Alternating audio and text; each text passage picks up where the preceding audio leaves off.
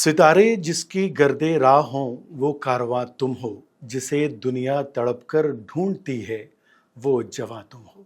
नाजरीन अस्सलाम वालेकुम, आदाब। मीज़ान दराइस के इस पॉडकास्ट में आपका फिर से इस्तकबाल है। जैसा कि आप जानते हैं, हमारा मौजू, हमारा उन्वान, हमारा टॉपिक नौजवान नस्ल की बेदारी के हवाले से है। और आज इस मौजू पर बात करने के लिए हमारे साथ मौजूद हैं काजी हाफिज़ सैयद शाह तौफ़ीक़ुल्लाह बुखारी हुसैनी साहब। हमारे इस पॉडकास्ट में आपका इस्तकबाल है। शुक्रिया।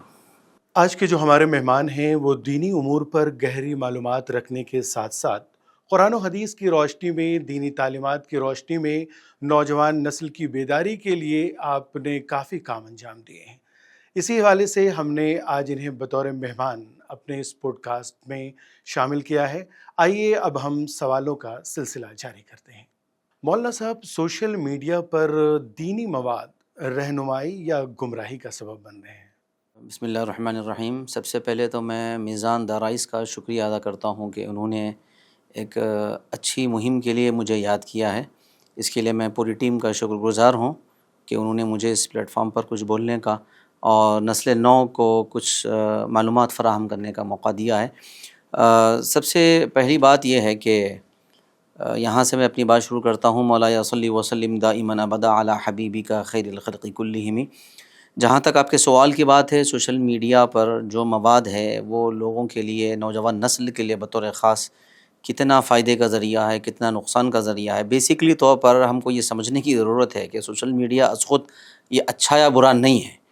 ये तो ख़ुद उसका इस्तेमाल पर डिपेंड करता है कि हम उससे कितनी अच्छाई लेते हैं, और उसके गलत इस्तेमाल से बहुत ज़्यादा नुकसान का भी सामना करना पड़ता है। तो उसके ऐसा नहीं कि सारे के सारे नुकसानात हैं, कुछ फ़वाइद भी है। फ़वाइद क्या हो सकते हैं कि सोशल मीडिया आज के ज़माने में एक तेज़ तरीन मवासलत का ज़रिया है। तेज़ तरीन ख़बरें आप उसके ज़रिए से जो है ना ख़बर पहुंचा सकते हैं, ख़बर ले सकते हैं। नुकसान अगर ख़बरों के हवाले से देखा जाए तो इसके ज़रिए से मन घड़त ख़बरें, झूठ और अफवाहों को भी फैलाया जाता है।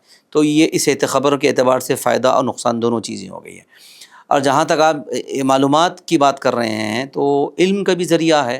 अगर अच्छे स्कॉलर्स को अगर फॉलो किया जाए, अच्छे टीचर्स को अगर फॉलो किया जाए, जो अच्छी टीम सोशल मीडिया पर एक्टिव है, जो काम कर रही है, अगर उनको फॉलो किया जाए तो उसके ज़रिए से जो है नौजवान नस्ल अपने आप को बेहतर कर सकती है, उसके ज़रिए से भी मालूमात अपने अंदर बढ़ा सकती है। और जहाँ तक इसके नुकसानात की बात है तो सबसे ज़्यादा एक चीज़ ये भी है कि अगर हद से ज़्यादा इस्तेमाल अगर सोशल मीडिया का किया जाए तो सबसे ज़्यादा तो जो है ना वक्त का ज़िया है, तो वक्त का नुकसान है। तो जो कि मैं समझता हूँ कि वक्त की कोई कीमत नहीं लगा सकता। वक्त एक ऐसी शय है जिसको अगर हम अनमोल कहा जाए तो बेजा ना होगा। तो उतनी बड़ी अगर इसको अगर हम गलत इस्तेमाल करेंगे या हद से ज़्यादा इस्तेमाल करेंगे तो हम अपना वक्त ज़ाया कर रहे हैं, अपनी एनर्जी ज़ाया कर रहे हैं। फिर इसके नुकसानात में सेहत पर भी असरात पड़ते हैं, डिप्रेशन में चले जाना, चिड़चिड़ापन का होना, और भी बहुत सारी जो है इसके अंदर बुराइयां जो है ना नौजवान नस्ल के अंदर मुंतकिल होती है। तो बहरहाल हम सिर्फ आज के इस प्रोग्राम से हम ये पैगाम देना चाहते हैं कि सोशल मीडिया अगर आप इस्तेमाल कर रहे हैं या सोशल मीडिया पर अगर आप आ रहे हैं, अगर इसके अंदर अगर आप तवाज़ुन बरकरार रख सकते हैं और मुतवाज़िन अंदाज़ में अगर आप सोशल मीडिया का इस्तेमाल कर रहे हैं और अच्छा कंटेंट अगर आप देख रहे हैं, फॉलो कर रहे हैं, तो फिर वो आपके लिए नफ़े का ज़रिया है। अदरवाइज़ जो है ना आपको सिवाय उससे नुकसान और ख़सारे के कुछ हाथ आने वाला नहीं है। तो ये कैसे उन्हें पता चले कि कौन सा कंटेंट हमारे लिए फ़ायदेमंद है या कौन सा कंटेंट नुकसानदेह है? देखिए, हर इंसान को इतना तो पता होता है और होना भी चाहिए कि नेकी और बदी का फ़र्क, अच्छाई और बुराई का फ़र्क। अब अच्छाई और बुराई का फ़र्क मैं नहीं समझता कि मतलब सोशल मीडिया पर अगर कोई आ रहे हैं, एक बाशऊर तबका अगर आने के बाद वो अगर ये फ़र्क नहीं कर पा रहा है कि भाई क्या सही है क्या गलत है, तो फिर उसके लिए तो हम क्या हल बताएंगे। ये कोई ऐसी शय तो नहीं है कि जो है ना इसके लिए आपको ट्रेनिंग लेनी पड़ेगी, तरबियत लेनी पड़ेगी, कोई चीज़ें। मतलब इंसान की फ़ितरत में अल्लाह तबारक व तआला ने खूबियाँ रखी हैं, कमाल रखा है। वो अपनी कुदरती सलाहियत का अगर इस्तेमाल करके अच्छे और बुरे में फ़र्क कर सकता है इंसान। तो बस वही जो जो खुदा की जो अनमोल नेमत उसको दी गई है, अक़ल है, समझ है और एक शऊर है, वो अपनी जहन का इस्तेमाल करते हुए, अपनी अक़ल का इस्तेमाल करते हुए, वो उसको पता है جتنے لوگ اگر اس میں غلطی میں جا رہے ہیں ان کو بھی معلوم ہے کہ ان سے غلطی ہو رہی ہے، مسٹیک ہو رہی ہے، لیکن پھر بھی جان بوجھ کر وہ غلطی کر بیٹھتے ہیں کیونکہ اس میں ان کو تسکین مل رہی. جی بالکل. ایک چیز یہ دیکھا جا رہا کہ سوشل میڈیا پر جو کنٹینٹ ہے اس حوالے سے وہ سمجھ تو رہے ہیں کہ ہاں ہمیں کیا دیکھنا ہے، لیکن ایک مزہ بھی ایک چیز ہے. انہیں ایسا لگتا ہے کہ ہاں یہ چیز جو ہم دیکھ رہے ہیں ہمارے لیے فائدہ مند ہے، کیونکہ خاص طور پر اس دور میں ریلز کا بڑا ہی چلن عام ہے. ریلز میں گھنٹوں وقت ضائع ہوتا ہے، اور تو اس حوالے سے کہ ان کو یہ کیسے پتہ ہے؟ انہیں تو ایسا لگ رہا ہے کہ یہ انٹرٹینمنٹ ہے، اور انٹرٹینمنٹ سے ہمیں جو ہے کہ لطف اندوز ہو رہے ہیں، مزہ آ رہا، ہمارا ٹائم ہمارا وقت جو ضائع ہو رہا ہم اسے نہیں دیکھ پا رہے ہیں. تو اس حوالے سے کس کی ذمہ داری ہوتی ہے کہ انہیں یہ بتائیں کہ یہ درست نہیں ہے؟ دیکھیے ذمہ داری اب کس کی ہوگی، اس کے اندر سب سے پہلی ذمہ داری تو والدین کی ہوگی. جب تک وہ نوجوان اپنے گھر میں ہیں تو وہ اپنے ماں باپ کے زیر نگرانی ہیں، تو ماں باپ ذمہ دار ہو رہے ہیں. اگر وہ کسی ادارے میں ہیں تو ادارہ اس کو اچھائی کی تعلیم دینے پر جو ہے وہ اس اعتبار سے ذمہ دار بنتا ہے. یہاں پر نوجوان نسل کو یہ سکھانے کی ضرورت ہے اور یہ بتانے کی ضرورت ہے، اور آج کے پروگرام کا حصہ بھی اسی سلسلے کی ایک کڑی ہے. ہم یہ پیغام دینا چاہتے ہیں کہ اگر ہم دنیا میں اگر ہیں تو ایک مقصد کے لیے ہم کو بھیجا گیا ہے. تو اس کے اندر بہت ساری چیزیں ہیں، ان میں ایک سوشل میڈیا بھی ہے. تو ہم کو یہ سمجھنا پڑے گا اور نوجوان نسل کو سمجھانا بھی پڑے گا، اور ان کو یہ سمجھنا چاہیے کہ قرآن مجید میں اللہ تبارک و تعالی نے فرمایا، ایز اے مسلم ہم اگر اس کو دیکھیں گے کہ الذی خلق الموت والحیات لیبلوکم ایکم احسن عملا، کہ اللہ تبارک و تعالی فرماتے ہیں سورۃ الملک 29 پارے میں کہ ہم نے موت اور زندگی کو اسی لیے بنایا ہے تاکہ ہم دیکھیں کہ تمہیں کون اچھے عمل بجا لاتا ہے. اگر یہ تصور ہم نوجوانوں میں پیدا کرنے میں کامیاب ہو گئے، اگر کسی آج کی جنریشن میں اگر یہ تصور اگر پیدا ہو جائے کہ ہم کو دنیا میں ایک مقصد کے لیے بھیجا گیا ہے اور وہ مقصد ان کے ذہن میں تازہ ہو جائے، تو پھر ان کو سوشل میڈیا پر وہ زیادہ وقت نہیں لگائیں گے. وہ جو ان پر جو ذمہ داریاں جو ہے، ان کی دنیاوی ذمہ داری بھی ہے اور دینی ذمہ داری بھی ہے. ہر دو ذمہ داریوں کی طرف بندہ متوجہ ہوگا. اس طریقے سے وہ ایک اپنی لائف کو صحیح طریقے سے دینی اعتبار سے بھی دنیاوی اعتبار سے بھی ایک بہتر لائف کا نمونہ دوسروں کے سامنے وہ پیش کر پائے گا. اچھا، ایک چیز خاص طور پر جو زیادہ اب دیکھنے میں مل رہی ہے، پہلے شاید اتنی نہ ہو، اب زیادہ، ڈپریشن، بے صبری، غصہ، اس کی وجوہات کیا ہیں؟ ڈپریشن، بے چینی، غصہ، تو اس کی وجوہات میں دور حاضر کے محققین سوشل میڈیا کو بھی شامل کرتے ہیں. دیگر وجوہات بھی ہیں، لیکن سوشل میڈیا کا حد سے زیادہ استعمال کرنا ایک وجہ تو یہ ہو گئی کہ اگر آپ توازن برقرار نہیں رکھیں گے تو ڈپریشن کی طرف ہی بندہ جا رہا ہے. لیکن ہاں، اب وہ ڈپریشن میں جانے کے بعد پھر دیگر معاملات میں وہ داخل ہو رہا ہے، جیسے کہ اب اس کے اندر ایک چڑچڑاپن پیدا ہو رہا ہے، وہ لوگوں سے دور ہو رہا ہے، اور پھر وہ نشے کی طرف بھی بڑھ جاتا ہے اسی ڈپریشن کی وجہ سے. بالکل، میرا اگلا سوال یہی تھا. بالکل آپ نے اس کو یہ کیا کہ نشے کی طرف بڑھتا رجحان. جی یہ اسی ڈپریشن کی وجہ سے ایک وجہ، ڈپریشن بھی وجہ بن سکتی ہے وہ بھی ایک ریزن. پھر ساتھ ساتھ جو ہے نا، اب میں آپ کو یہاں پر دو چیزیں دے رہا ہوں. ایک تو آپ نے اگلے سوال کی بات کی تھی نشہ، یہاں پر ایک چیز بھی اور جوڑ لیجیے آپ، اگرچہ ہم اس پر بعد میں ڈسکس کر سکتے ہیں کہ ڈپریشن کی وجہ سے بندہ نشے کی طرف بھی جا رہا ہے، ڈپریشن کی وجہ سے بندہ خودکشی کی طرف بھی جا رہا ہے، بالکل سوسائڈ کی طرف بھی جا رہا ہے. تو یہ سماج کے لیے انتہائی خطرناک بات ہے. اور جہاں تک نشے کی بات ہے تو ایک وجہ تو یہ بن گئی ڈپریشن. دوسری، ضروری نہیں ہے کہ ڈپریشن سے ہی بندہ نشے میں چلا جائے. ایک ہوتا ہے کہ جب شروعات ہوتی ہے اس کے نشے کی، دوسری وجوہات میں اگر ہم جائزہ لیں گے تو وہاں پر کہ عام وجہ یہ بنتی ہے کہ وہ ابتداً تفریحاً اس کو استعمال کرتا ہے، لذت کے طور پر استعمال کیا جاتا ہے، لیکن پھر آگے چلنے کے بعد پھر وہ اپنے جس ماحول میں ہے، جس صحبت میں ہے، جو فرینڈ سرکل اس کا جو بنا ہوا ہے، دھیرے دھیرے ان کا ساتھ دینے کے لیے جب اس کو استعمال کرنے لگتا ہے تو وہ اس نشے کو اپنی عادت بنا لیتا ہے اور اس کی وہ ضرورت بن جاتی ہے. مسلم معاشرے میں، خاص کے اسلام میں تو نشے کو حرام قرار دیا گیا. اور ایک چیز جو میں دیکھتا ہوں کہ ڈپریشن کی بات آئی، ڈپریشن سے بات نشے پہ گئی، تو خاص طور پر اسلام نے تو اس کی سخت ممانعت ہے، حرام تک کہا گیا ہے کہ اس کا جو پینا حرام، اس کا استعمال حرام، اس کا خرید و فروخت۔ پھر ایک خود مسلم طبقہ، مسلم نوجوان، مسلم گھرانے میں اس طرح کے تعلیمات کے باوجود پھر یہ کس طرف جا رہے ہیں لوگ؟ آخر اس کی وجہ کیا ہے؟ دیکھیے، یقیناً اسلام نے اس کو حرام قرار دیا ہے۔ قرآن مجید میں بھی اس کا تفصیلی ذکر ملتا ہے، احادیث میں بھی حضور پاک صلی اللہ تعالی وسلم نے ہر قسم کے نشے کو حرام قرار دیا ہے۔ جتنی شکلیں ہیں ہم کو اس کے نام لینے کی ضرورت نہیں ہے، جتنی قسم کے نشے دنیا میں آج پائے جاتے ہیں تو یہ سارے کے سارے نشہ کرنا حرام ہے۔ یہ خود نشہ کرنے والوں کو بھی پتہ ہے، لیکن انسان آج کے دور میں روحانیت سے دور ہو رہا ہے، نفسانیت کی طرف زیادہ جا رہا ہے، نفسانی خواہشات۔ تو جب وہ انسان جب نفس کو اس کی ہر خواہش کو پوری کرنے لگتا ہے تو اب اس کو برائی نہیں دکھتی، اب اس برائی کو وہ ضرورت سمجھنے لگتا ہے، بلکہ اگر یہ کہا جائے تو بے جان نہ ہوگا، وہ نشے کو ہی مسئلے کا حل سمجھنے لگتا ہے۔ تو یہ جو تصور ہے، اس تصور سے جو ہے نوجوان نسل کو نکالنے کی ضرورت ہے، اور ان کو بتانے کی ضرورت ہے کہ اخروی اس کے کیا نقصانات ہیں، دنیاوی اعتبار سے کیا نقصانات ہیں، صحت کے اعتبار سے اس کے کیا نقصانات ہیں، فائنانشلی اس کے کیا نقصانات ہیں، اور پھر فیملی سسٹم پہ اس کا کتنا برا اثر پڑتا ہے، آنے والی جنریشن پہ اس پہ کیا اثر پڑتا ہے۔ تو ایک شعور لانے کی ضرورت ہے۔ اور پھر دوسرا سب سے زیادہ مؤثر ذریعہ میں سمجھتا ہوں کہ جتنی ان عادتوں میں ملوث ہے، ایسے افراد تک پہنچ کر ان کی کاؤنسلنگ کرنے کی بہت زیادہ ضرورت ہوتی ہے۔ صحیح معنوں میں اگر ہم کو گائیڈ کرنے میں کامیاب ہو جائیں گے، ان کو موٹیویشن کی ضرورت ہے، تو اگر ہم موٹیویٹ کریں گے اچھے سے، اور اگر اچھے سے ذہن سازی کرنے میں اگر ہم کامیاب ہو جائیں گے، تو میں سمجھتا ہوں بڑی حد تک فرق آ جائے گا، اور جتنے لوگ نشے کی طرف جا رہے ہیں ان میں سے ایک بڑی تعداد کو تو ہم بچا سکتے ہیں۔ آخر یہ کرے گا کون؟ دیکھیے، یہ کرے گا کون، یہ سماج کی ہر فرد کی ذمہ داری ہے۔ بالکل بالکل، ہر فرد کی ذمہ داری ہے۔ جس کا جتنا دائرہ ہے اس کی ذمہ داری اتنی بڑی ہے، جس کا جتنا بڑا نام ہے اس کی ذمہ داری اتنی بڑی ہے۔ یہاں پر میں آپ کو ایک آیت مبارکہ کوٹ کرنا چاہتا ہوں۔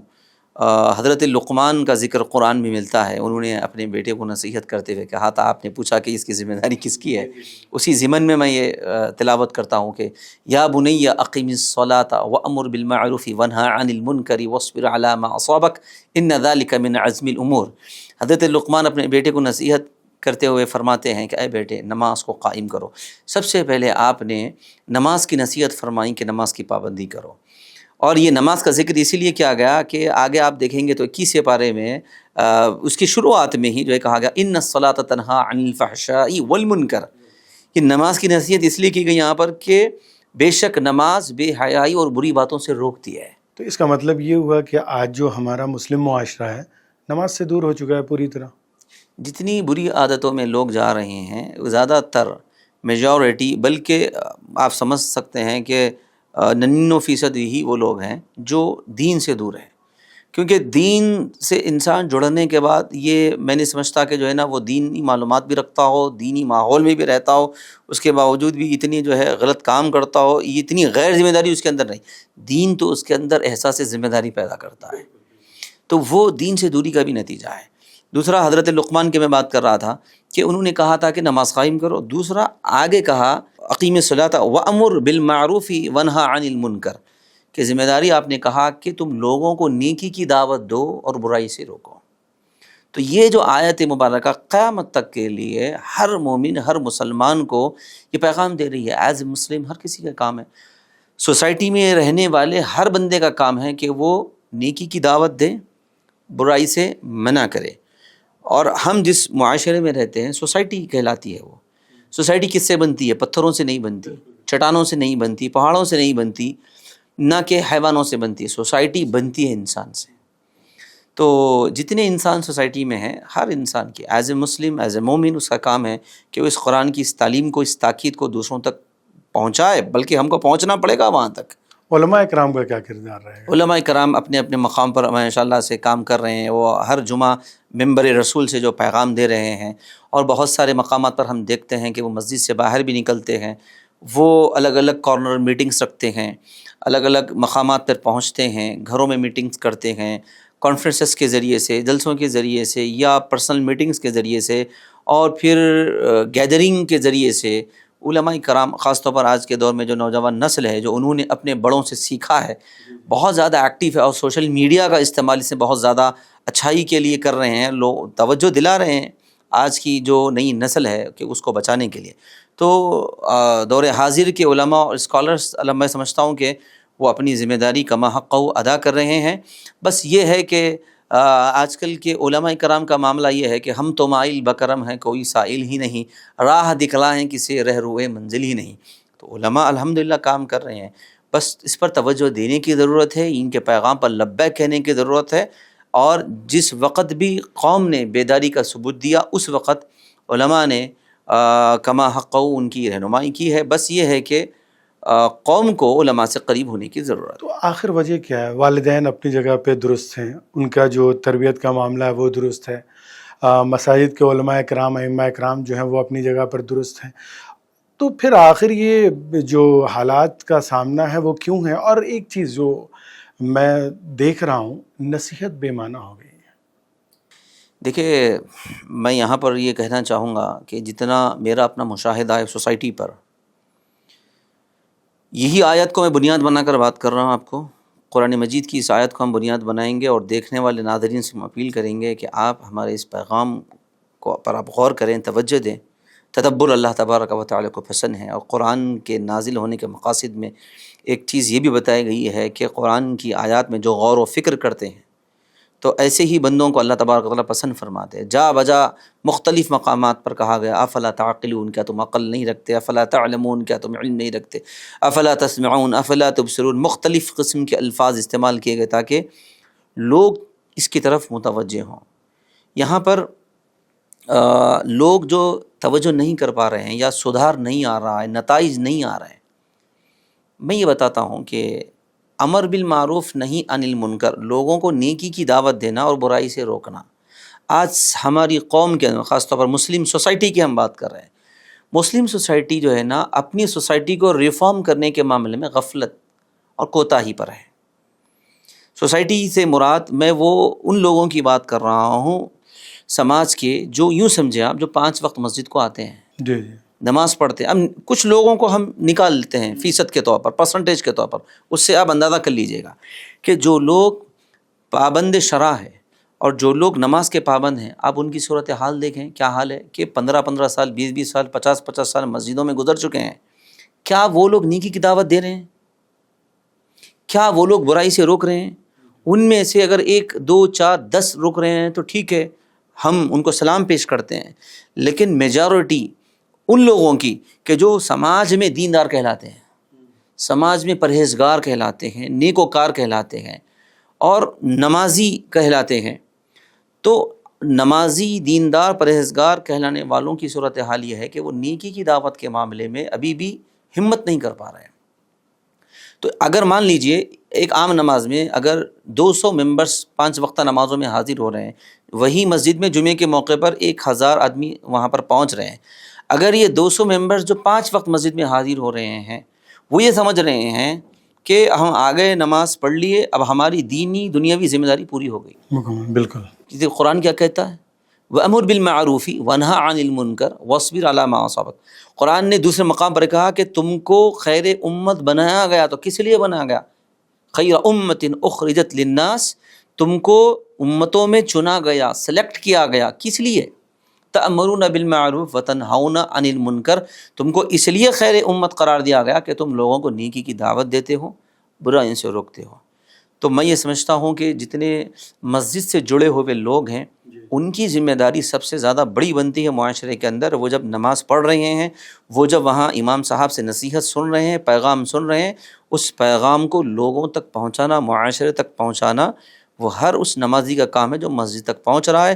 اگر یہ انقلاب ہماری سوسائٹی میں آ گیا تو میں سمجھتا ہوں کہ بہت تیزی کے ساتھ جو ہے نا یہ برائیاں ختم ہوگی اور ہمارا معاشرہ بہتری کی طرف جائے گا اور سوسائٹی ریفارم ہوگی۔ اسلام میں یہ شدت پسندی بھی کوئی چیز ہے کیا؟ مطلب میں کھلے لفظوں میں پوچھنا چاہ رہا ہوں، کیا شدت کا بھی معاملہ ہے اسلام کے اندر؟ کیا اسلام نے کہیں کچھ ایسی تعلیمات رکھی ہیں کہ کسی چیز میں شدت اختیار کرو ایک دم؟ دیکھیے، آپ جو شدت پسندی کا لفظ استعمال کر رہے ہیں، اگر جہاں تک میں سمجھ پا رہا ہوں، شدت پسندی سے مراد کہ بیجا سختی. بالکل ریڈیکلائزیشن جو ہے کہ اپنے اس پر ہی اٹل کہ ہم. تو دیکھیں ایسی اسلام تو آپ کو جو طریقہ ہم کو عطا فرمایا ہے، بہترین بات جو قرآن مجید سے ہم کو ملتی ہے وہ ادع الی سبیل ربک بالحکمت والموعظۃ الحسنہ. اس سے آپ سمجھ سکتے ہیں کہ جب اللہ تبارک و تعالیٰ کی طرف لوگوں کو دعوت دی جا رہی ہے، بھلائی کی طرف دعوت دی جا رہی ہے اور ان کو اچھائی کی طرف بلایا جا رہا ہے، تو اس میں بھی ہم کو طریقہ سکھایا گیا کہ آپ لوگوں کے سامنے ایک نصیحت والے انداز سے پیش ہوں، حکمت کے ساتھ، مصلحت کے ساتھ، موعظت کے ساتھ آپ لوگوں کے درمیان میں پہنچیں اور اخلاق کے ذریعے سے آپ ان کے سامنے جائیں. تو بیجا سختی کی تو کسی قسم کی گنجائش نہیں ہے. یہاں پر ہم کو اسلام نے خود سورۃ البقرہ میں پارے 2 میں کہا گیا کہ وَجَعَلْنَاكُمْ أُمَّةً وَسَطًا. مسلمانوں کو تو، ایمان والوں کو تو امت وسط قرار دیا گیا، بیلنسنگ والی امت. تو ہر عمل میں اسلام اعتدال کو پسند فرماتا ہے. یہ تعلیم کہاں کھو گئی ہماری جس کی آج ہمیں کافی ضرورت ہے. ہمارے اندر سے اعتدال، یہ بیلنسنگ بالکل ختم ہو چکا ہے. دیکھیے اس پر جو ہے نا ماشاءاللہ سے جو علماء ہیں، ائمہ ہیں، اسکالرس ہیں، یہ پیغام دے رہے ہیں اور اچھے خاصی تعداد ہے جو ایسا پیغام دینے والی ہے. یہ ہماری بدقسمتی ہے کہ لوگ جو ہے اچھائی کی طرف زیادہ مائل نہیں ہو پا رہے ہیں. اور حال یہ ہے کہ اقبال کی زبان میں کہوں تو ان کے شعر کا، اشعار کا مفہوم ہے کہ رگوں میں وہ لہو باقی نہیں ہے، وہ دل و آرزو باقی نہیں ہے، نماز روزہ قربانی وہ حج سب باقی ہے مگر تو باقی نہیں ہے. بالکل. تو یہ جو خودی کی طرف جو اقبال جو اشارہ کر رہے ہیں اسی کو تو بیدار کرنا ہے. اور یہ میزان کا یہ پوڈ کاسٹ بھی اسی سلسلے کی کڑی ہے. اس کے ذریعے سے بھی ہم اسی خودی کو بیدار کرنے کے لیے جا رہے ہیں. انشاءاللہ امید ہے کہ اس قسم کے پروگرامز اور اس اچھے ماحول کی گفتگو جب معاشرے میں پہنچے گی، لوگ دیکھیں گے تو یہ باتیں ان کے ضرور دلوں میں اتریں گی. اور جب دلوں میں اتر جائیں گی باتیں تو پھر وہ اقبال کا وہ شعر بھی یاد آ رہا ہے، خودی کو کر بلند اتنا کہ ہر تقدیر سے پہلے خدا بندے سے خود پوچھے بتا تیری رضا کیا ہے. اور ہم آج کی نوجوان نسل کو بھی اسی مقام پر دیکھنا چاہتے ہیں اور کوششیں بھی یہی ہے کہ ہم ان کے اندر یہ تمام خوبیاں اور یہ کمال جو اس کے اندر جوہر ہے، اللہ نے رکھا ہے، پیدا کیا ہے، اور ہم کو نا امید بھی نہیں ہونا ہے. انشاءاللہ قرآن نے کہا لا تقنطوا من رحمت اللہ، اور اسی شعر کی ترجمانی کہی یا اسی سے ملتے جلتے مفہوم کی جہاں تک بات ہے کہ جہاں آپ دیکھ رہے ہیں کہ برائیاں ہیں اور آپ امید کر سکتے ہیں کہ بس یہ جو زور برائیوں کی طرف چل پڑا ہے، بس اس کے رخ کو پھیرنے کی ضرورت ہے. یہی زور اگر اچھائیوں کی طرف اگر پھر جائے گا نا تو پھر نیکیاں اور پھر بھلائی بھی جو اسی رفتار بلکہ اس سے زیادہ رفتار سے آگے بڑھنے والی ہے. ایک چیز اور ہم دیکھتے ہیں، یہ جو میں نے ریڈیکلائزیشن کی بات کی، تو دن بدن جو ہمارا طبقہ ہے وہ بڑھتا جا رہا ہے اس کی طرف. مطلب ان کا جو مطلب ان کی ذہنیت کہی جائے شدت پسندی، مطلب ہر معاملے میں شدت پسندی. دین کا ہی اگر ہم معاملہ لیں تو سب سے بڑی چیز، ایک جو چیز ہمیں دیکھنے مل رہی ہے، ہر شخص اپنے آپ کو ہی سمجھ رہا ہے کہ میں ہی مکمل ہوں، میں ہی بہتر ہوں، باقی دوسرے غلط پر ہیں. اس کی تصحیح کس طرح ہوگی؟ اسے کیسے درست کیا جائے؟ یہ تو بالکل اسلام کی تعلیمات کے بالکل ایک مخالف تصور ہے. یہ اگر آج کے زمانے میں اگر کوئی مسلمان اگر یہ تصور اگر اپنے دماغ میں بٹھائے ہوئے ہے تو میں سمجھتا ہوں وہ غلطی پر ہے. تو یہاں پر ہم کو سمجھنا پڑے گا کہ اس کو آپ خود پسندی کہہ لیں، یہ خود پسندی ایک مہلک مرض ہے. تو اسلام تو آپ کو دوسروں کی قدر کی تعلیم دیتا ہے، دوسروں کی تعظیم کی تعلیم دیتا ہے. اور اسلام آپ دیکھیں گے نبی رحمت صلی اللہ علیہ وسلم کی تعلیمات کا اگر آپ جائزہ لیں، احادیث رسول کا جائزہ لیں، جا بجا مختلف مقامات پر ہم کو افادہ و استفادہ کی تعلیم دی گئی، فائدہ حاصل کرنا اور فائدہ پہنچانے کی بات کہی گئی. اور یہاں پر بھی آپ دیکھیں کہ حضور پاک علیہ الصلوۃ والسلام نے فرمایا الناس معادن. وہ جو خود پسندی کی جو بیماری ہے ان کو چاہیے کہ وہ اس حدیث رسول پر غور کریں کہ نبی نے فرمایا کہ لوگ خزانوں کی طرح ہیں. اگر کوئی سمجھتا ہے کہ میرے سے بہتر کوئی نہیں، میرے سے بیسٹ کوئی نہیں ہے، سامنے والی کوئی حیثیت نہیں ہے، اور کوئی کسی کو گری ہوئی نظر سے دیکھ رہا ہے، کم نظر سے دیکھ رہا ہے، تو یہ تو آپ رسول اللہ کی حدیث کے خلاف جا رہے ہو، یہ تو آپ اسلام کے خلاف جا رہے ہو، پیغمبر اعظم صلی اللہ علیہ وسلم کی تعلیمات کے خلاف جا رہے ہو. تو رسول اللہ صلی اللہ علیہ وسلم تو لوگوں کو خزانے کی طرح کہا ہے. تو آپ غور فرمائیے یہاں پر کہ علامہ اقبال نے بھی کہا تھا کہ نہیں ہے چیز نکمی کوئی زمانے میں، کوئی بیکار نہیں قدرت کے کارخانے میں. تو آپ اگر یہ تمام چیزیں ہیں، اگر اس پر بندہ اگر اس کو سمجھیں تو قدر و قیمت، اگر سامنے والے کی عزت، سامنے والے کی حرمت اور سامنے والے کی صلاحیت کیا اگر احساس اگر وہ بندہ اپنے نکل لے تو وہ خود پسندی سے نکل سکتا ہے. اگر خود پسندی میں ہے تو اس کے لیے بھی ایک مہلک معاملہ ہے، پھر اس کے ذریعے سے بھی دوسروں کو اس کا نقصان کا سامنا ہے. یہ جہاد بن نفس کیا ہے اسلام کے اندر؟ میں اور یہ بڑا حساس موضوع ہے، میں صرف اس کے ایک پہلو کو سامنے رکھنا چاہ رہا ہوں کہ یہ جہاد بن نفس ہے کیا؟ دیکھیے، نبی رحمت راحت کونین صلی اللہ تعالیٰ علیہ وسلم نے اس کی بڑی اچھی تشریح بھی فرمائی ہے. اس سے پہلے میں آپ کو بتاؤں کہ قرآن مجید میں اس حوالے سے اگر آپ اس کی روح کو اگر سمجھنا چاہتے ہیں تو سورۃ الاعلیٰ اگر آپ دیکھیں گے تو اس میں کہا گیا کہ قد افلح من تزکا، تحقیق کہ وہ انسان کامیاب ہو گیا جس نے اپنے نفس کا تزکیہ کر لیا. نفسانی خواہشات کو مارنا، خواہش نفس کو مارنا. خواہش نفس کو مارنے سے مراد یہ ہے کہ انسان کو دوسروں کی تکلیف کا احساس ہونا، دوسروں کی بھوک کا احساس ہونا، دوسروں کی پیاس کا احساس ہونا، دوسرے کی بیماری کا احساس ہونا، دوسرے کی مجبوری کا احساس ہونا. تو یہ چیزیں سمجھے آپ جہاد بن نفس کے زمرے میں آتی ہے. اور پھر الحمدللہ روزہ جیسی عظیم دولت رمضان شریف کے ذریعے سے بندوں کو ملی، تو روزے کے ذریعے سے ایک جہاد بن نفس کا کام ہوتا ہے. مراد یہ ہے کہ نفس کو مغلوب کرنا، نفس کی خواہشات کو دبانا. وہ کیسے ممکن ہے نفس کی خواہشات کو دبانا؟ تو صوفیاء کرام نے جو اس کے طریقے بتائے ہیں، اور جو قرآن مجید میں کہا گیا کہ جو ہے نا جس نے اپنے نفس کا تزکیہ کر لیا، اپنے خواہشات نفس کو دبا دیا، یعنی ہر معاملے میں اس بات کو پیش نظر رکھنا کہ مجھے اللہ اس کے رسول کو راضی کرنا ہے. یہ تصور اور یہ بنیاد ہے. اگر اس کو پیش نظر رکھے گا بندہ کہ اللہ اس کے رسول کی رضا کس میں ہے، اللہ اس کے رسول کی رضا کیا پیٹ بھر کھانے میں ہے، حلق تک کھانے میں ہے؟ نہیں. اللہ اس کے رسول صلی اللہ علیہ وسلم کو کیا پسند ہے؟ امن یجیب المضطر اذا دعاہ، قرآن میں کہا گیا اللہ تبارک و تعالی بے قرار دلوں کی دعاؤں کو سنتا ہے. تو اپنے اندر ایک بے قراری پیدا کرنا، ایک بے چینی پیدا کرنا، ایک تڑپ پیدا کرنا، ایک درد پیدا کرنا روزے کے ذریعے سے ہو اور دیگر اور اعمال صالحہ کے ذریعے سے ہو.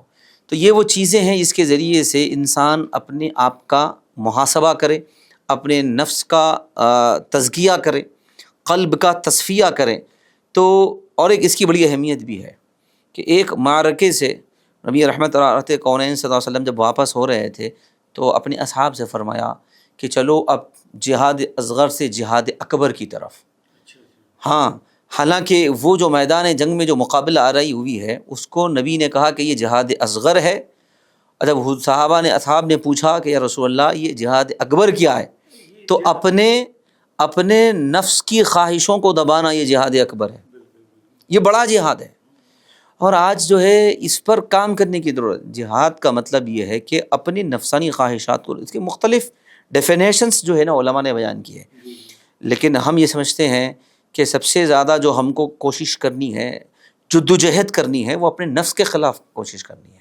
تو آج جو ہمارے جیسے آپ نے بتایا کہ جہاد کا معنی ہوتا ہے کوشش کرنا، یا جہاد بن نفس کا مطلب ہوتا ہے اپنی اصلاح کی فکر کرنا، جہاد اکبر ایک الگ چیز، جہاد اصغر یہ مطلب اس پورے کانسیپٹ کو اگر ہم سمجھنا چاہیں تو لفظ جہاد ہے ایک لفظ جو خاص طور پر بڑا حساس بھی ہے، اور اس پر جس طرح کی چیزیں ابھی عام ہیں تو میں سمجھتا ہوں کہ وقت کی ضرورت بھی ہے کہ ان چیزوں کو سامنے لایا جائے کہ ہے کیا یہ جہاد اسلام میں.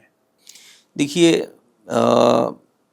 جہاد جیسا کہ میں نے آپ سے کہا تھا یہ ایک جدوجہد کا نام ہے، ظلم کے خلاف کوشش کرنے کا نام جہاد ہے. تو پھر تو پورا معنی مفہوم سب کچھ آج ہم نے غلط کر دیا. پھر نہیں، ہم نے نہیں کیا، جو اس کا غلط استعمال اگر کر رہے ہیں تو ایسے لوگوں کو ایکسپوز کرنے کی ضرورت ہے کہ ان کو بتانے کی ہماری ذمہ داری بنتی ہے کہ ہم بتائیں دنیا کو جہاد کا مطلب کیا ہے. ظلم کے خلاف جدوجہد کرنا، یہ جہاد ہے. تو کیا جہاد کا مطلب لڑائی جھگڑا جنگ و جدال یہ نہیں ہے؟ جی نہیں، جنگ و جدال نہیں ہے. ظلم کسی بھی شکل میں ہو تو اس ظلم کو رکنا چاہیے، اس کی وجہ سے سوسائٹی میں بگاڑ آ رہا ہے. تو اصل مفہوم یہ ہوا کہ ظلم کے خلاف آواز اٹھانا، ظلم کے خلاف بولنا، یہ اصل جہاد ہے. بالکل. اگر آپ اسلامک ہسٹری کا بھی جائزہ لیں گے، جہاں جہاں پر بھی آپ کو یہاں پر یہ جتنے بھی آپ کو یہاں پر جہاد کے تذکرے ملتے ہیں، وہاں پر ظلم کے خلاف ہی تو جو ہے نا سارے یہ آمنے سامنے ہوئے ہیں. یہ تو حق و باطل کے معرکے ہوئے ہیں، یہ تو حق و باطل کے معرکے ہوئے. ایسا یہ نہیں تھا کہ کیا سمجھتے ہیں آپ کہ جہاد کا مطلب کیا ہے؟ قتال کرنا، قتل و خون کرنا. کیا اسلام تلوار کے زور پر پھیلا ہے؟ نہیں. اگر کوئی کہتا ہے کہ اسلام تلوار کے زور پر پھیلا ہے، یہ ٹوٹلی رانگ ہے. اسلام اخلاق کے زور پر پھیلا ہے. پر اس تعلیمات کو تو بالکل یہ تعلیمات عام ہیں، یہ ہماری تاریخ کا حصہ ہے، یہ اخلاق. اس لیے دیکھیں، میں یہاں پر کوٹ کرنا چاہوں گا. دکن کی سرزمین پر ایک بہت بڑا نام ہے، شیخ الاسلام شہزادے فاروق اعظم مولانا شاہ امام محمد انوار اللہ فاروقی، فضیلت جنگ بانی جامع نظامیہ، فاؤنڈر آف جامع نظامیہ علیہ الرحمہ. کیا خوب لکھتے ہیں اپنی کتاب مقاصد الاسلام میں کہ ایک دور وہ تھا کہ بیگانے مسلمانوں کے اخلاق سے متاثر ہو کر جوق در جوق اسلام میں داخل ہوتے تھے، اور آج کا ایک دور ہے بدقسمتی سے کہ جو ہے نا ہمارے کردار اور ہمارے اعمال کی وجہ سے لوگ اسلام پر انگلیاں اٹھا رہے ہیں. حقیقت ہے. سمجھ رہے ہیں آپ؟ جی بالکل. یہ ہمارے اسلاف ہیں، یہ ہمارے اکابر ہیں، انہوں نے ہم کو ڈھنگ دیا ہے، بتایا ہے کہ ہمارے اخلاق کی وجہ سے اسلام پھیلا ہے. چلیے ایک اور چیز اس میں بتا دیتا ہوں، میں آپ کو ایڈ کر رہا ہوں. امیر المؤمنین ہیں، خلیفہ چاروں میں علی مرتضیٰ شیر خدا، کہ ایک مرتبہ ایسا ہوا کہ اپنے مخالف پر یہ قابو پا لیے ہیں. حالانکہ آپ سمجھ سکتے ہیں کہ جو ہے نا جب مخالف پہ قابو پا لی ہیں، ان قریب اس کا کام ہونے ہی والا تھا کہ وہ جو سامنے والا بندہ جو آپ کے کنٹرول میں ہے، اس کے مائنڈ میں ایک بات پیدا ہوئی کہ اب میں تو بچ نہیں سکتا، اب میرا کام ہونے والا ہے، میں قتل کر دیا جاؤں گا. اس نے کہا کہ مجھے کچھ کرنا چاہیے. اس نے سوچا کہ میرے ہاتھ پیر تو بندھے ہوئے، کچھ نہیں تو نہیں، اب میں تھوک دوں گا. چنانچہ اس نے کیا کیا، مولا علی مرتضیٰ کے چہرے پر تھوک دیا. تو جیسے ہی اس نے یہ حرکت کی، حضرت علی نے اس کو آزاد کر دیا. وہ حیرت میں ہے، وہ دنگ ہے کہ آخر یہ ماجرا کیا ہے. کچھ سیکنڈ بعد شاید میں دنیا میں نہیں رہتا، علی مرتضیٰ نے مجھے رہائی دے دی، آزاد کر دیا. پوچھا اس کی وجہ کیا ہے؟ کہا کہ میں نے جو تم پر جو قابو پایا تھا، وہ جو تم ظلم کے لیے آئے تھے، میں ظلم کو مٹانے کے لیے، ظلم کو روکنے کے لیے میں تم پر قابو پایا تھا. چونکہ اب تم نے میرے چہرے پر تھوکا، مجھے غصہ آ گیا. اب اگر میں تمہارا قتل کرتا تو اس عمل میں اب میری بھی غرض شامل ہو جاتی. بالکل بالکل. تو کہا کہ میری یہ جو قوتیں ہیں یہ صرف اور صرف ظلم کے خلاف ہے اور اللہ اس کے رسول کی رضا کے لیے ہے. تو آپ نے کہا کہ جس عمل میں میری غرض شامل ہو جائے میں وہ عمل کبھی نہیں کروں گا. فوراً اس کو آپ نے رہا کر دیا. اب آپ دیکھیں، یہ آپ کے اخلاق تھے کہ آپ نے تھوکنے والے کو بھی معاف کیا اور اس کو رہا کر دیا، جان بخشی اس کی. تو نتیجہ یہ ہوا، یہ اخلاق سے وہ متاثر ہوا، اسی وقت وہ کلمہ پڑھ کر اسلام کو قبول فرمایا. تو یہاں آپ دیکھیں کہ ایک جو جانی دشمن تھا، جو خود جان لینے کے لیے آیا تھا، آپ کے اخلاق سے متاثر ہو کر وہ اپنی مرضی سے، اپنی خوشی سے جو ہے نا اسلام میں داخل ہوا. تو اسلام جو ہے تلوار کے زور پر نہیں پھیلا، اسلام تو اخلاق کے زور پر پھیلا ہے. تو یہ تو بالکل وہی بات ہوئی کہ گواہی ہم نے جو اسلاف سے میراث پائی تھی، سریا سے زمیں پہ آسمان نے ہم کو دیما. بالکل صحیح فرمائیں آپ.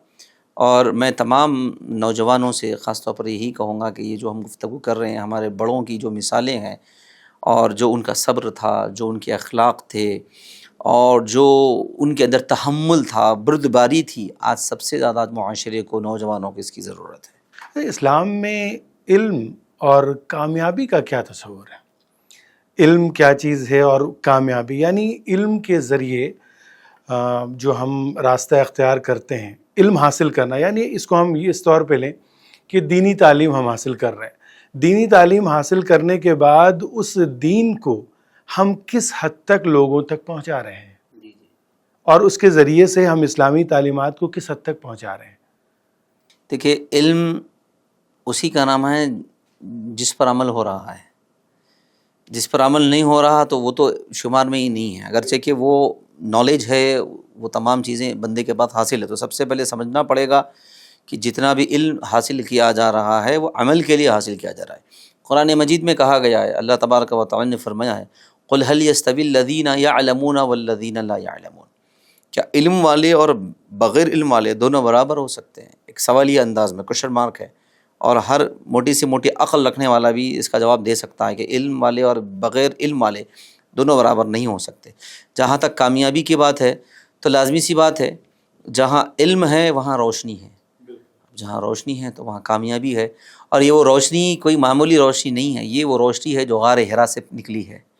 قرآن کی پہلی آیت اقرأ بسم ربک الذی خلق، کہ جہاں سے ہم کو جب پہلی وحی نازل ہوئی ہے، قرآن میں 114 صورتیں ہیں اور 6666 آیتیں ہیں، ان میں سب سے پہلی ٹاپک جس پر قرآن ڈسکس کر رہا ہے، آرڈر دے رہا ہے، اس کا تعلق علم سے ہے، اس کا تعلق پڑھنے سے ہے، اس کا تعلق لکھنے سے ہے۔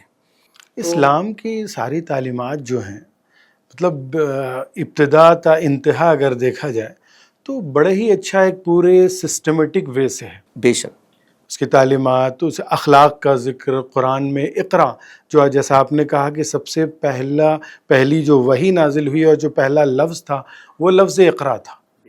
تو پھر اس حساب سے اگر ہم دیکھتے ہیں تو ہمیں تو سب سے زیادہ تعلیمی میدان میں آگے ہونا چاہیے، لیکن ہم تعلیمی میدان میں بہت پیچھے ہیں۔ دیکھیے، ہر چیز یہ جو جتنی باتیں ہم کر رہے ہیں یہاں پر، یہ ہم کو تمام کے تمام رسول اللہ سے ملے ہیں، اور ایمان بھی رسول اللہ سے ملا ہے۔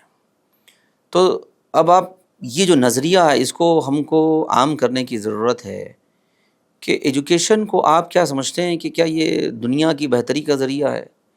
اور ایجوکیشن ہماری دنیا بھی بہتر کر سکتا ہے، اس سے ہم اپنی آخرت بھی بہتر کر سکتے ہیں۔ ایسا نہیں کہ صرف دنیا ہی بہتر ہونے والی ہے۔ کیوں؟ کہ یہ جو علم ہے، یہ علم رسول اللہ نے ہم کو دیا ہے، اور نبی کے ذریعے سے یہ تمام کے تمام چیزیں ہم کو حاصل ہوئے۔ تو قرآن مجید میں بھی کہا گیا کہ ہم نے جو کچھ بھی رسول اللہ پہ نازل تم کو دیا ہے وہ نبی کے ذریعے سے دیا ہے، ایمان بھی نبی کے ذریعے سے ملا ہے۔ اور کسی نے کیا خوب کہا ہے کہ ایمان عشق احمد مختار کے بغیر ممکن نہیں کہ چھت رہے دیوار کے بغیر، اندازہ اس سے کیجئے گا ان کے مقام کا، کلمہ بھی پورا نہ ہو سکا سرکار کے بغیر۔ بالکل۔ تو اب ہماری زندگی نبی کے بغیر کیسے پوری ہو سکتی ہے؟ ہمارا ایجوکیشن نبی کے بغیر کیسے پورا ہو سکتا ہے؟ تو دیکھنا پڑے گا ہم کو کہ حضور پاک صلی اللہ علیہ وسلم نے جو علم کی بات کی ہے، جو حکمت کی بات کی ہے، اور جو نصیحتوں کی بات کی ہے، اس کو ہم کو اس زاویے سے دیکھنا پڑے گا۔ وہ تعلق ایک امتی کا جو اپنے نبی سے ہونا چاہیے، اگر یہ تعلق اگر مضبوط ہو گیا تو پھر ایمان بھی مضبوط ہوگا اور بندہ ہر خیر کی طرف آگے بڑھے گا۔ تو کہیں نہ کہیں وہ جو کمیونیکیشن ہے وہ کمیونیکیشن کی کمزوری ہے، ہم سیرت سے دور ہے، یعنی معاشرہ سیرت سے دور ہے، اس لیے کوئی ایجوکیشن پہ فوکس نہیں کر رہا۔ رسول اللہ کی سیرت سے دور ہونے کا نتیجہ ہے کہ لوگ برائیوں کی طرف بھی جا رہے ہیں، ایجوکیشن حاصل کرنے کے باوجود بھی جو ہے نا برائیوں کی طرف جا رہے ہیں۔ یہ تمام کے تمام چیزیں، اس کا ایک ہی معاملہ ہے کہ رسول رحمت راحت کونین صلی اللہ تعالیٰ علیہ وسلم سے سچا عشق اور سچی محبت اگر ہمارے اندر نہیں ہے تو پھر وہ علم بھی ہمارے اندر نہیں ہے، وہ کامیابی بھی ہمارے اندر نہیں ہے۔ اسلام کے حوالے سے کیا کیا غلط فہمیاں عام ہو گئی ہیں؟ دیکھیں، غلط فہمیاں اگر ہم اپنے طور پر اگر بیان کریں تو مطلب یہ میں سمجھتا ہوں بیجا ہوگا کہ ہر چیز کا کچھ نہ کچھ ایک وجہ ہونی چاہیے۔ اب جو بے جا جو اعتراضات ہوتے ہیں، اب ہم اس پر کیا گفتگو کریں، ہم ان کا کیا جواب دیں؟ اگر کوئی باتیں واقعی اگر غلط فہمی کا حصہ ہے تو ہم غلط فہمی دور کر سکتے ہیں اور اس سے فائدہ بھی ہوگا۔ لیکن اگر کسی کا ایک مائنڈ سیٹ بن چکا ہے کہ بھئی اسلام غلط ہے، تو اگر مائنڈ سیٹ ہے تو اب اس کا تو حل نہیں ہے۔ ہاں، اگر کچھ یوں سمجھیے کہ اگر کسی نے اس کو مس گائیڈ کیا ہے، یا اگر اس کے پاس انفارمیشن کی کمی ہے، نالج کی کمی ہے، اسلام سے متعلق اس کی ریسرچ نہیں ہے، تو اب ہمارا کام ہے کہ اسلام کی جو خوبصورتی ہے، اسلام کی جو تعلیمات ہے، اس کو اچھے انداز میں جو خوبصورتی ہے، غیر مسلموں کے ساتھ بھی اسلام کے جو احسان والے معاملات ہے، اب جیسے کہ قرآن مجید میں آیا کہ انسانیت کی تعلیم قرآن دیتا ہے، حدیث رسول میں الخلق عیال اللہ، ساری مخلوق اللہ کا کنبہ ہے، فیملی ہے۔ جب ہم ان چیزوں کو ہائی لائٹ کریں گے، ہم اس پر فوکس کریں گے، تو انشاءاللہ دھیرے دھیرے وہ جو غلط فہمیاں ہیں، جو اعتراضات ہیں، انشاءاللہ وہ بھی دور ہو جائیں گے اور لوگ اسلام کی حقانیت پر غور کرنے کے لیے مجبور ہوں گے۔ سب سے بڑی بات ایک چیز یہ آتی ہے کہ اسلام کی جو حقانیت ہے، اسلام کی جو تعلیمات ہے، قرآن کی جو تعلیمات ہے، رسول اللہ کی جو تعلیمات ہے، اور رسول اللہ نے صحابہ کی کو بنا کر دکھا دیا کہ رسول اللہ کی رہنمائی میں جو صحابہ اکرام تیار ہوئے وہ کیا تھے، کیسے تھے، ان کے اخلاق، ان کے عادات، ان کا اطوار، سب کچھ ڈیفرنٹ تھا۔ ایک سوال، اللہ کے رسول نے فرمایا کہ علماء نبیوں کے وارثین ہیں، العلماء ورثۃ الانبیاء۔ آخر یہ پھر وہ ذمہ داری سے بھاگ رہے ہیں یا لینا نہیں چاہ رہے ہیں، یا وہ رسول اللہ کی تعلیمات کو سے خود مطلب کہ اس پہ مکمل عمل پیرا نہیں ہو پا رہے ہیں؟ کیونکہ ذمہ داری ہے، یہ میں یا سماج یا سوسائٹی نہیں کہہ رہی، رسول اللہ کی تعلیمات اس بات پر واضح ہے کہ یہ ذمہ داری علماء پر ہے۔ ہم والدین کو ذمہ دار ٹھہراتے ہیں، قرار دیتے ہیں، بالکل درست ہے، لیکن یہ بھی تو ہے آج ہمارے علماء کہاں جا رہے ہیں؟ دیکھیں، علماء کی اچھی خاصی تعداد آج بھی ہماری سوسائٹی میں ہیں جو قوم کی رہنمائی کا فریضہ انجام دے رہے ہیں۔ ساری زندگیاں ان کی جو ہے، ان کی جوانی، ان کا بڑھاپا اسی میں گزر رہا ہے، قوم کو بہتر کرنے میں، سنوارنے میں۔ اور یہاں پر سمجھنا پڑے گا کہ جیسا کہ آپ نے کہا کہ العلماء ورثۃ الانبیاء، کہ علماء جو ہے انبیاء کے جانشین ہیں، نبی نے کہا، تو کیا قوم جو ہے علماء کو جانشین ماننے کے لیے تیار ہے؟ وہ تو نبی کو بھی نہیں مانا۔ نہ، تو ایسا نہیں ہوگا نا۔ تو یہاں پر یہ سمجھنا پڑے گا، یقیناً علماء کا منصب بڑا ہے، ان نبی نے ان کو جو ہے انبیاء کا جانشین قرار دیا ہے۔ جب نبی نے علماء کو جانشین انبیاء کہا تو کیا آج قوم کے اندر یہ احترام کے جذبات ہے اپنے علماء کے لیے، اپنے اسکالرس کے لیے؟ اگر ہیں تو پھر وہاں جہاں جہاں یہ احترام کے جذبات آپ کو نظر آئیں گے، وہاں وہاں آپ کو علماء کی موجودگی نظر آئیں گی، اور ان کی موجودگی کے ذریعے سے جو انقلابات ہو رہے ہیں وہ بھی آپ کو نظر آئیں گے۔ جہاں جہاں علماء کی ناقدری ہے، پھر وہاں وہاں جو ہے پھر آپ کو نتائج نہیں ہیں، محنتیں علماء کی ضرور نظر آئیں گی، لیکن ناقدری، اس کو اگر میں احتیاط والا لفظ بالکل، ہاں، ضرورت ہے کہ ناقدری اور احترام، احتیاط والا لفظ استعمال کروں تو اس معاملے میں ہمارے مسلم معاشرے میں غفلت زیادہ ہے اور کوتاہی زیادہ ہے، اور اسی غفلت و کوتاہی کا نتیجہ ہے کہ علماء کرام کی طرف سے جو رہنمائیاں ہوتی ہیں، جو باتیں ہوتی ہیں، اس کو سمجھنے کی ضرورت ہے۔ اتنا ہی نہیں، حضور نے یہاں تک فرمایا ہے، کل بروز محشر جب لوگ جائیں گے میدان محشر میں حاضر ہوں گے تو ایک ترازو میزان کے پلے میں شہداء کا خون ہوگا، دوسرے میں علماء کے قلموں کی دوات ہوگی، تو علماء کے قلموں کی دوات شہیدوں کے خون پر وزنی ہو جائے گی، یہ بھی رسول اللہ نے فرمایا ہے۔ تو یہ تو علماء کے مقام کو اسلام نے بڑا اور مرتبہ ان کا بیان کیا ہے، تو قوم کو چاہیے کہ جو مرتبے والے ہیں ان کے مرتبے کو سمجھے۔ جب سمجھیں گے مرتبے والوں کو تو پھر ان کی نصیحتوں پر بھی عمل کرنے والے ہو جائیں گے۔ لہٰذا میں یہی کہوں گا کہ یہ مسلم سوسائٹی میں جو نوجوانوں کی اکثریت، ایسا نہیں ہے کہ سارے کے سارے ایسے، اچھے بھی ہیں جو آپ دیکھتے ہیں کہ صالح نوجوان ہیں جو مختلف میدان میں وہ اگر اچھی محنتیں کر رہے ہیں، اچھا نام پیش کر رہے ہیں، ملک کا نام روشن کر رہے ہیں، والدین کا نام روشن کر رہے ہیں، معاشرے کا نام روشن کر رہے ہیں، اپنے ادارے کا نام روشن کر رہے ہیں، تو کہیں نہ کہیں ان کے والدین کی اخلاق کی تربیت کے ساتھ ساتھ علماء کی جو ہے تربیت اور ان کے نصیحتوں کا بھی نتیجہ ہے۔ آخر معاشرے میں سچ بولنے کی ہمت کیوں کم ہو رہی ہے؟ سچ جو ہے کہ رسول اللہ نے فرمایا کہ سچ جو ہے بہت بڑی چیز ہے، سچ بولنا چاہیے اور سچ کے راستے پر چلنا چاہیے، یہ دونوں چیزیں چھوٹتی نظر آ رہی ہیں۔ بالکل واضح طور پہ اگر ہم دیکھیں، ہمارے اندر سچ بولنے کی طاقت نہیں ہے، ہم سچ بولنے سے ڈر رہے ہیں، گھبرا رہے ہیں، اور یہی چیزیں ہمارے معاشرے میں عام ہو گئی ہیں، ہمارے بچے بھی اور جو ہماری نئی نسل ہے وہ بھی جو ہے سچ بولنے سے کترا رہی ہے۔ تو اس کا تعلق دیکھیں، قرآن مجید نے کہا یا ایھا الذین اتقوا اللہ وکونوا مع الصادقین، کہ ایمان کے بعد تقوی کو اختیار کرنے کے لیے کہا گیا، پرہیزگاری کو اختیار کرنے کے لیے کہا، اور پھر ساتھ ساتھ یہ بھی کہا گیا کہ سچوں کی صحبت اختیار کرو، اچھوں کی صحبت اختیار کرو۔ کیا ہم اپنی نسلوں کو اچھوں کی صحبت میں بٹھا رہے ہیں؟ ایک دور ہوتا تھا، آپ اس سے اتفاق کریں گے کہ ایک وقت ایسا تھا کہ جب پہلے بڑے ایسے ہوتے تھے جو اپنے بچوں کو نیک لوگوں کی محفلوں میں لے جا کر بٹھاتے تھے، اچھوں کی محفلوں میں لے جا کر بٹھاتے تھے، جہاں پر وعظ ہوتا تھا، نصیحت ہوتی تھی، تجربات بیان ہوتے تھے، وہاں پر بڑے بھی بیٹھتے تھے، چھوٹے بھی بیٹھتے تھے۔ آج کا دور وہ ہے جس میں خود بڑے جو ہے نا اس میں شامل نہیں ہو رہے ہیں، تو پھر ان کی تربیت کیسے ہوں گی؟ تو ہم نے محروم کر دیا، یعنی بڑوں نے ایز اے پیرنٹس انہوں نے محروم کر دیا بچوں کو اچھے ماحول سے۔ جب وہ اچھی صحبت ان کو ملے گی نہیں تو پھر اچھے بول ان کو نہیں ملیں گے، اور سچائی کا جو سبق ان کو نیک لوگوں کی صحبت سے ملا کرتا تھا۔ ہم سمجھتے ہیں کہ جو ہے نا اچھے ادارے میں داخلہ دلوا دینے سے ہمارے بچے سچے ہو جائیں گے، اچھا لباس پہنا دینے سے سچے ہو جائیں گے، اچھا کھلانے سے اچھے ہو جائیں گے، نہیں ہوں گے۔ بالکل وہ کہا تھا اکبر الہ آبادی نے کہ نہ کالج سے، نہ کتابوں سے، نہ زر سے پیدا، دین ہوتا ہے بزرگوں کی نظر سے پیدا۔ تو وہ دین نسلوں میں پیدا کرنے کی ضرورت ہے، جب وہ پیدا ہو جائے گی تو پھر وہ سچ بولنے لگیں گے۔ میں ایک بیان سن رہا تھا جس میں یہ بات کہی جا رہی تھی کہ یہ ایسا دور ہے کہ جہاں بزرگ جو ہے اپنے بچوں سے ڈرنے لگے ہیں۔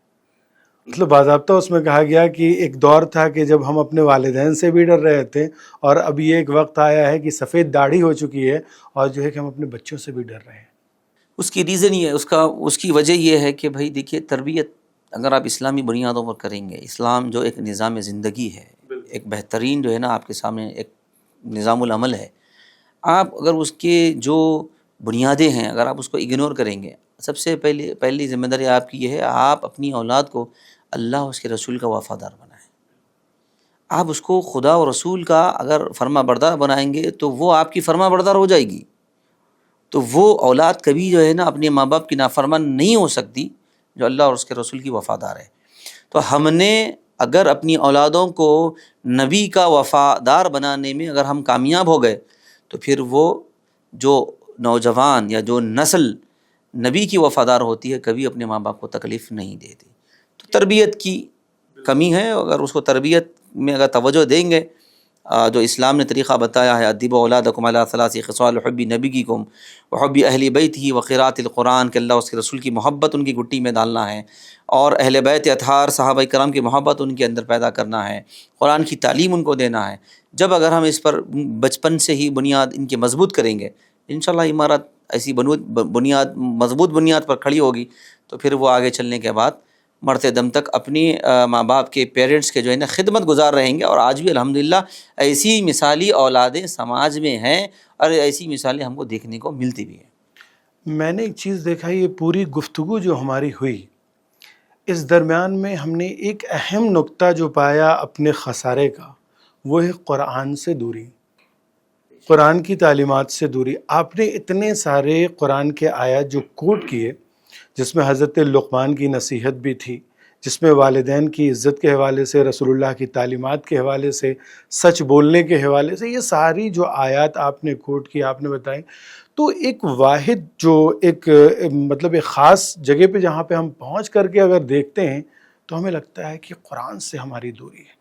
قرآن کو نہ ہم سمجھ رہے ہیں، نہ ہم پڑھ رہے ہیں، اور نہ ہی ہم اس پر عمل کریں، جبکہ قرآن کا جو معاملہ تھا کہ اس کو پڑھا جائے، اسے سمجھا جائے، اس پر عمل، یہی تین اہم چیز بنیادی تھی قرآن کی، کہ پڑھا جائے، سمجھا جائے اور عمل کیا جائے۔ نہ ہم پڑھ رہے ہیں، نہ ہم سمجھ رہے ہیں، اور نہ ہی عمل کر رہے ہیں۔ بس ایک آخری سوال کہ آخر قرآن کی جو تعلیمات ہیں، قرآن کریم کا جو حق ہے، رسول اللہ کے ذریعے قرآن پاک جو ہمیں ملا، یہ ہماری زندگی میں کیسے آئے گا؟ اس کے لیے قرآن ہی ہم کو رہنمائی کر رہا ہے۔ وَلَقَدْ يَسَّرْنَا الْقُرْآنَ لِلذِّكْرِ فَهَلْ مِن مُدَّكِرٍ، ہم نے تمہارے لیے اس قرآن کو پڑھنے کے لیے، ذکر کے لیے ہم نے آسان کر دیا ہے۔ اور اللہ تبارک و تعالیٰ کو تدبر پسند ہے، غور و فکر پسند ہے۔ جا بجا قدرت کی نشانیوں کا بیان قرآن مجید میں ملتا ہے، تو قرآن مجید کو ہم پڑھنا سیکھیں، اور اس کے اندر جو معانی ہیں، مفاہیم ہیں، جو واقعات ہیں، جو قصص ہیں، ان کو ہم غور سے اگر توجہ کے ساتھ، کنسنٹریشن کے ساتھ اگر اس کو ہم پڑھیں گے، سنیں گے، سمجھیں گے، اور اس پر عمل کرنے کی کوشش کریں گے، تو پھر قرآن دلوں میں بھی اترے گا۔ علامہ اقبال نے کہا تھا، وہ زمانے میں معزز تھے مسلمان ہو کر، اور تم خوار ہوئے تاریک قرآن ہو۔ بالکل بالکل۔ اور ہماری آج یہ سمجھے ناکامی بولیے یا ہماری جتنی بھی آج ہم جو مسائل مصائب میں گھرے ہوئے ہیں، اس کا یہی ایک حل ہے کہ ہم کو قرآن کی طرف لوٹنا ہے، سیرت الرسول کی طرف لوٹنا ہے۔ اصحاب رسول اور اہل بیت رسول نے جو بہترین زندگی کا نمونہ ہمارے درمیان میں چھوڑا ہے، ہم کو اسی کی طرف لوٹنا پڑے گا۔ جب تک ہم اس کو نظر انداز کرتے رہیں گے ہمارے لیے مصیبت ہے۔ کسی نے کیا خوب کہا تھا، طریقہ مصطفیٰ کو چھوڑنا ہے وجہ ہے بربادی، اسی سے قوم ہوئی ہے دنیا میں بے اقتدار اپنی۔ بالکل، بہت قیمتی باتیں ہیں جو ہماری گفتگو رہی قرآن کریم حدیث کی روشنی میں، رسول اللہ کی زندگی، صحابہ کرام کی زندگی میں۔ میں بہت ممنون و مشکور ہوں آپ کا کہ آپ نے اپنا قیمتی وقت دیا، اور میزان درائز کے اس پلیٹ فارم سے جو ہے نا آپ نے بڑا قیمتی جو ہے کہ ایک بہت اہم باتیں آپ نے بتائیں، اور مجھے امید ہے کہ جو لوگ بھی دیکھیں گے وہ ضرور عمل کرنے کی کوشش کریں گے۔ بہت بہت شکریہ آپ کا۔